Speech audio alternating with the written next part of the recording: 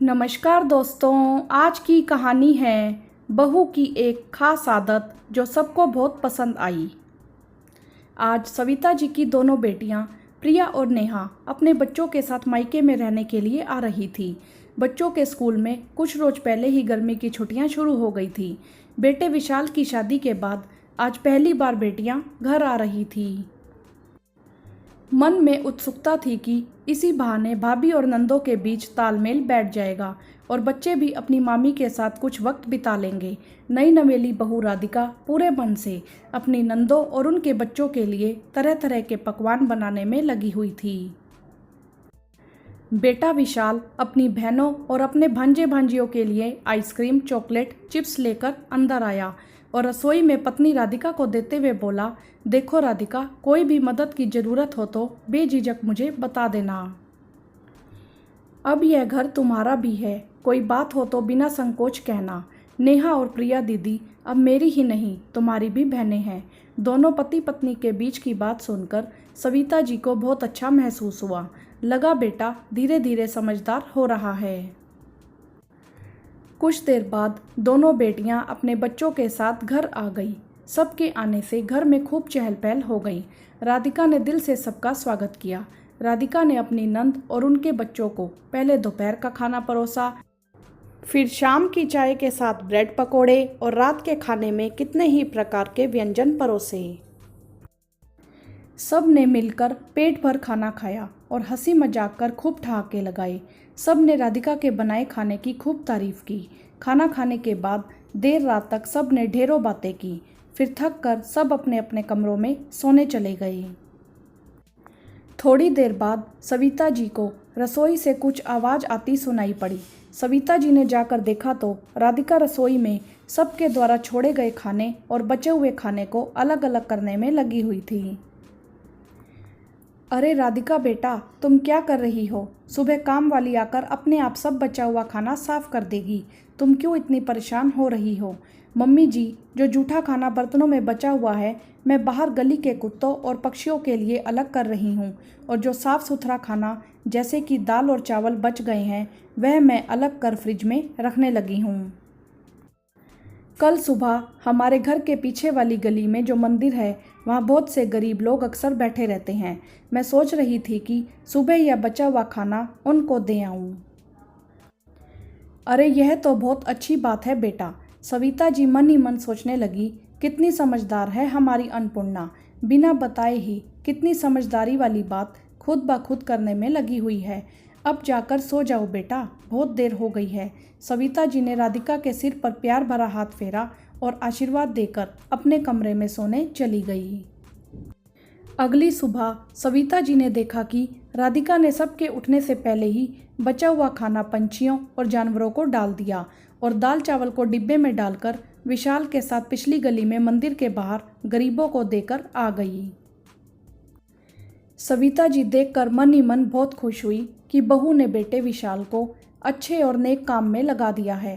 थोड़ी देर बाद नाश्ता करते समय सविता जी ने राधिका के द्वारा किए गए इस काम की बात अपनी बेटियों और बच्चों को भी बताई। सब राधिका की इस बात से बहुत ही प्रभावित हुए। प्रिया दीदी ने पूछा, वाह राधिका, यह तो बहुत नेक काम है, ऐसा ख्याल तुम्हारे मन में कैसे आया? प्रिया दीदी, मुझे मेरी मम्मी ने बचपन से यही सिखाया है कि जो भी हो अन्न का अपमान कभी मत करना। इसीलिए मेरी कोशिश हमेशा यही रहती है कि जितना बन पड़े खाने का हर एक निवाला कचरे के डिब्बे में नहीं बल्कि किसी न किसी के मुंह तक पहुंच जाए। अब देखिए ना मम्मी जी, हम लाख कोशिश भी कर लें, थोड़ा बहुत खाना तो अक्सर घर पर बच जाता है। और जिस घर में छोटे बच्चे होते हैं, माँ जितना मर्जी समझा ले, बच्चे अक्सर थोड़ा बहुत खाना प्लेट में छोड़ ही देते हैं। बस बचपन से मम्मी की सिखाई हुई बात अब एक आदत बन गई है। मेरी प्लेट में चाहे चावल के 2 दाने ही क्यों ना पड़े हों, मैं उनको कचरे के डिब्बे में न डालकर दीवार पर पंछियों को डालना नहीं भूलती। आप लोग भी एक बार ऐसा करके देखिए, मन को बहुत खुशी मिलती है। नेहा ने कहा, अरे वाह राधिका, यह जानकर बहुत खुशी होती है कि इस तेज भागती स्वार्थ भरी दुनिया में ऐसी सोच के लोग भी हो सकते हैं। जानकर बहुत अच्छा लगा। आज मैंने तुमसे कुछ नया सीखा है। अब घर जाकर कुछ ऐसा करने की कोशिश जरूर करूंगी। सविता जी कहने लगी, राधिका बेटा, बहुत अच्छी आदत है। सच में सीखने और सिखाने की कोई उम्र नहीं होती। आज मेरी दोनों बेटियां अपनी उम्र से कहीं छोटी अपनी भाभी से बड़ा ही नेक काम सीखकर जा रही हैं। मुझे बहुत गर्व हो रहा है कि मैंने राधिका को अपने घर की बहू के रूप में चुना। प्रिया बीच में ही बोल पड़ी, अरे नहीं मम्मी, आप गलत कह रही हैं। ऐसा कहिए कि हम बहुत किस्मत वाले हैं जो हमें राधिका जैसी भाभी मिली। सच में बेटा, ऐसी बहू तो किस्मत वालों को ही मिलती है। अरे अरे, सब लोग मेरी बीवी की तारीफ करते जा रहे हो और मेरा क्या? मेरे बारे में तो किसी ने कुछ कहा ही नहीं, विशाल व्यंग्य करते हुए बोला। अरे अब तुम्हें और क्या चाहिए? इतनी सुंदर, सुशील और नेक दिल वाली बीवी मिली है। तेरी तो लॉटरी लग गई नालायक, नेहा ने मजाक करते हुए कहा। नहीं नहीं मौसी, राधिका मामी लॉटरी नहीं, हमारे मामू का जैकपॉट है। प्रिया दीदी का बेटा भी बातचीत में कूद पड़ा। अच्छा, तुझे बहुत दिलचस्पी हो रही है मेरी बीवी में, रुक कभी बताता हूँ तुझे। सब हंसने लगे।